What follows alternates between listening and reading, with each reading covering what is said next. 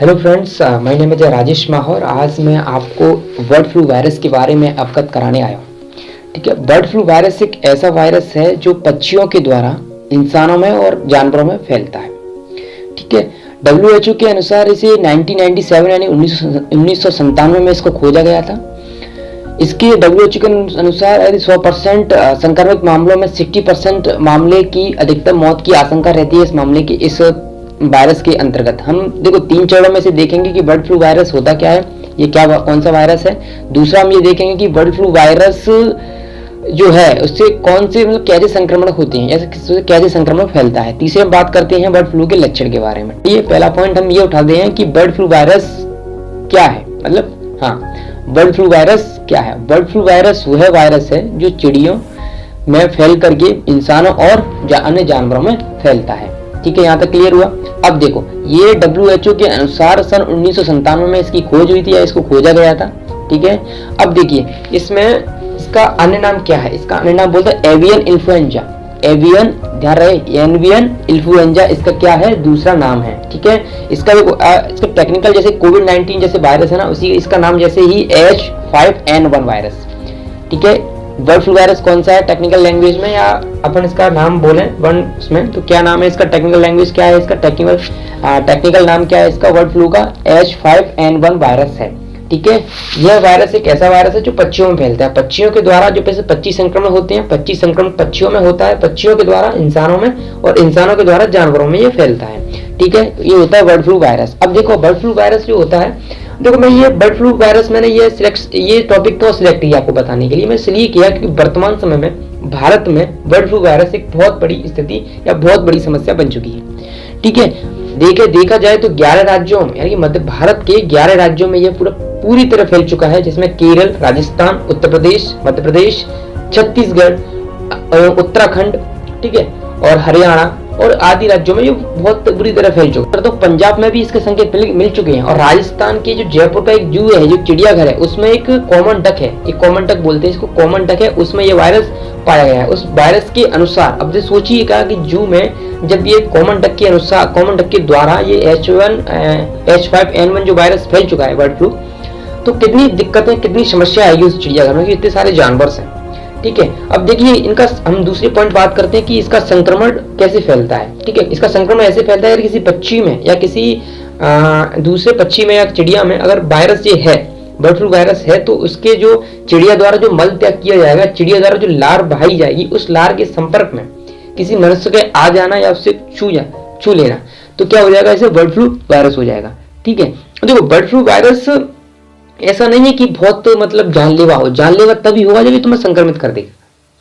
अभी ये bird flu virus अभी ये पक्षियों तक सीमित है, पक्षियों से धीरे धीरे मनुष्यों में, मनुष्य से धीरे धीरे बहुत जगह फैल जाएगा।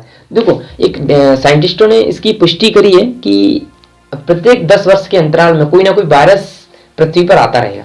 अब जैसे कोविड-19 की बात करें, कोविड-19 की बात अपन बात करें, बर्ड फ्लू की बात करें, बर्ड फ्लू के बाद में कोई और वायरस आएगा। ये वायरस किस वजह से आ रहा है, इसे सब प्रॉब्लम्स क्रिएट कर रही है ये पॉपुलेशन, जैसे कि क्लाइमेट चेंज हुआ, अपना ग्लोबल वार्मिंग हुआ है ना, और बहुत सारी चीजें हैं, बहुत सारी मतलब क्या नाम है, पॉल्यूशन है, पॉपुलेशन द्वारा जो इतना सारा पॉल्यूशन हो रहा है, तो कहीं ना कहीं इसे जनरेट जो वायरसेस हो रहे हैं वो ह्यूमन के लिए बहुत नुकसानदायक है। देखो एमपी के, मैंने बता दिया आपको कि एमपी के 27 जिलों में ये फैल चुका है, एमपी के 27 जिलों में ये फैल चुका है, सोचिए।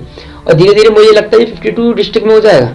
और जो राजस्थान के जो जयपुर के चिड़ियाघर में जो कॉमन डक में जो ये पाया गया है वायरस, वह वायरस पूरे चिड़ियाघर में फैल चुका है। अब धीरे धीरे उसको प्रशासन उसके कंट्रोल में ला रही है, उसको नियंत्रण में ला रही है, तो अच्छा ही है। और छत्तीसगढ़ में 10,000 मुर्गियों को उसमें क्या नाम है, दफनाया गया है, क्योंकि उसमें वायरस फैल चुका था छत्तीसगढ़ में।